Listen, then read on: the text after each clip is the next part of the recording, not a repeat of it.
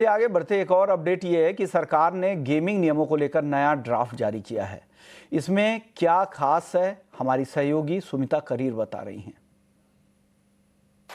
कि ये जो गवर्नमेंट है उन्होंने कल शाम को ड्राफ्ट गेमिंग रूल्स फ्लोट किए और गवर्नमेंट ने इनवाइट किया है feedback on draft gaming rules till October 31st। In fact gaming law essentially जो पास हुआ था अगस्त 2025 में by both houses of the parliament essentially provides a framework for banning online money games और वो एक प्रोविजन करता है जिसमें सोशल गेम्स और ई स्पोर्ट्स को बढ़ावा मिलता है, उनको प्रमोट किया जाएगा। पर ड्राफ्ट रूल्स में अगर देखें तो किस तरीके का फ्रेमवर्क मिलता है गेमिंग इंडस्ट्री के लिए? Well, there is a provision for categorization and registration of online games, user funds का रीपेमेंट कैसे करना है, क्योंकि कुछ फंड्स फंस गए थे उन कंपनीज के पास, रियल मनी गेमिंग कंपनीज के पास, जब ये एक्ट शुरू हुआ उससे पहले।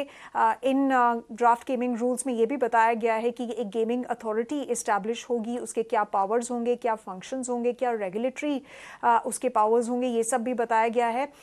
उसके अलावा किस तरीके के फॉर्मेट्स जो हैं वो परमिसिबल है ये भी बताया गया है इन ड्राफ्ट रूल्स में। Overall it essentially also throws a light on the provision for suspension और cancellation of registrations as far as these social games और ई स्पोर्ट्स आर कंसर्न। उसके अलावा एक ग्रीवांस रेड्रेसल मैकेनिज्म भी होगा और किस सिचुएशन में ये जो लाइसेंसेस हैं ये सोशल गेम्स के लिए, ई स्पोर्ट्स के लिए वापस लिए जा सकते हैं, क्या पीनल प्रोविजंस है, ये सब उसमें डिटेल्ड है। आपको याद होगा जब गवर्नमेंट ने ये बिल पास किया था उनका मेन एम था कि जो यूज़र्स को हार्म हो रहा है, चाहे वो हो रहा हो मेंटल हार्म, चाहे फिनेंशियल हार्म हो रहा हो, या जो टेरर फाइनेंसिंग हो रही है, इन सब पे कर्ब लगाना गवर्नमेंट का मेन एम था। इसलिए आपने देखा होगा जबकि रियल मनी गेम्स जो हैं वो ब्लॉक हो चुके हैं, उन पर बैन लग गया है, but at the same time social games को और ई स्पोर्ट्स को बढ़ावा दे रहे हैं गवर्नमेंट, और देखना होगा कि किस और तरीके से बढ़ावा मिलता है इन सब सेक्टर्स को।